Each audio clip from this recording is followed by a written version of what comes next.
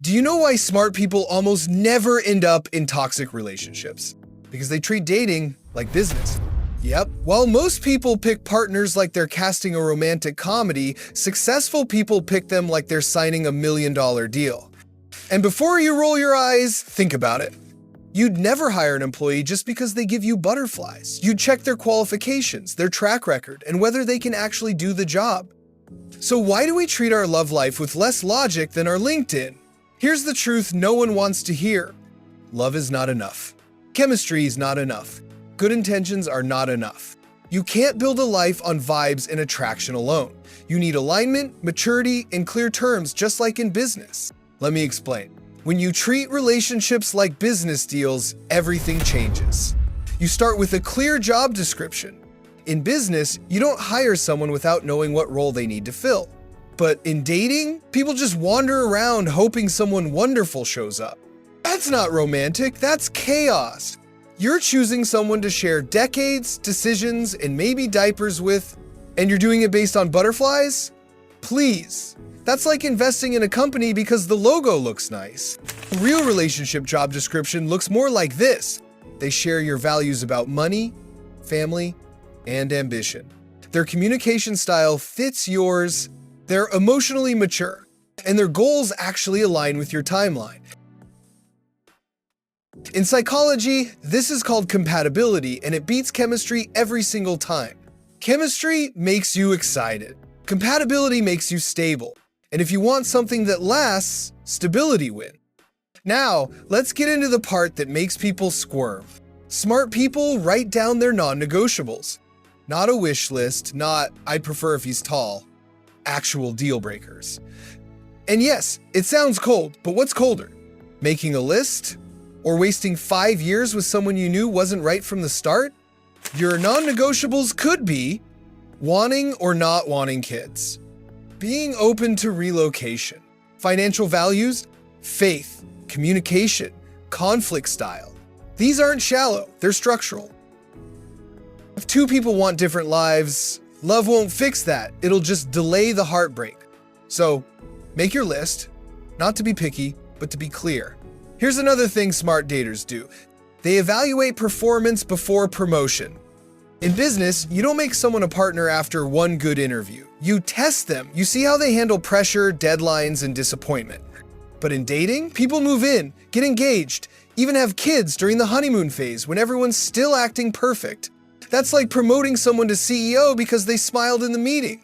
Smart people know anyone can fake perfection for a few months. But when they're tired, stressed, or told no, that's when the real version shows up. So pay attention. Watch how they treat waiters, family, and strangers. Notice how they handle conflict, money, and stress. Do their actions match their words, not for weeks, but for months? Most importantly, how do they react when you set a boundary? That one moment tells you everything about who they really are. Now for the part most people don't want to hear. In business, when someone can't do the job, you don't keep them and hope they'll magically improve. You hire someone who can actually meet the requirements, but in dating, people see red flags and go, "It's fine, I can fix him." No, you can't.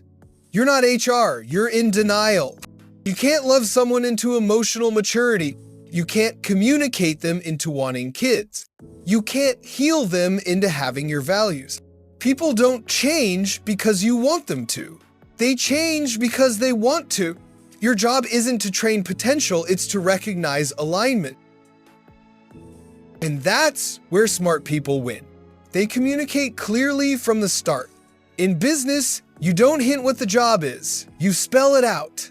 But in dating, people are terrified to say what they want because they think it'll scare the other person away.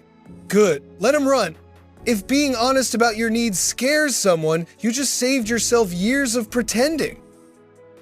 Real communication sounds like this. I want kids in the next 5 years. You need someone who shares financial transparency. I can't be with someone who shuts down during conflict. These aren't demands, they're direction. And here's where business logic saves your sanity. Cut losses fast. In business, when an investment isn't working, you don't double down and pray. You pull out before it drains your resources. But in dating, people stay in failing relationships for years because of one dangerous phrase: "I've already invested so much time." That's called the sunk cost fallacy, and it's emotional quicksand. Time spent badly is still wasted time. The smartest thing you can do is stop wasting more. So, what happens when you treat dating like business? You stop chasing potential. You stop settling out of fear. And you start making decisions based on evidence, not emotion. You ask better questions. You evaluate patterns instead of promises. And when you find incompatibility, you act on it. That's not cold, that's clarity. You're not rejecting people. You're protecting your future. Everyone wants something different in a partner, and that's fine. What's not fine is pretending you want the same thing just to see where it goes. Business partnerships work because both sides know exactly what they're agreeing to and both get value from the deal. Love should work the same way. If this sounds too logical or unromantic, ask yourself, how's the emotional approach been working out? How many years have you spent trying to make it work with people who were never compatible to begin with? Maybe it's time to stop dating like a rom-com character and start dating like a CEO. Because you're not looking for someone perfect. You're looking for someone compatible with your vision. And that takes more than love. That takes strategy. Because here's the thing nobody tells you about love. Real healthy love isn't the absence of problems. It's the presence of two people who solve them the same way. When you think like a CEO, you stop chasing chemistry and start chasing compatibility under pressure. You realize that attraction is cheap, but partnership is expensive, and the currency is consistency. Anyone can make you feel butterflies, but not everyone can make you feel safe, focused, and free. And that's the difference between a partner and a distraction.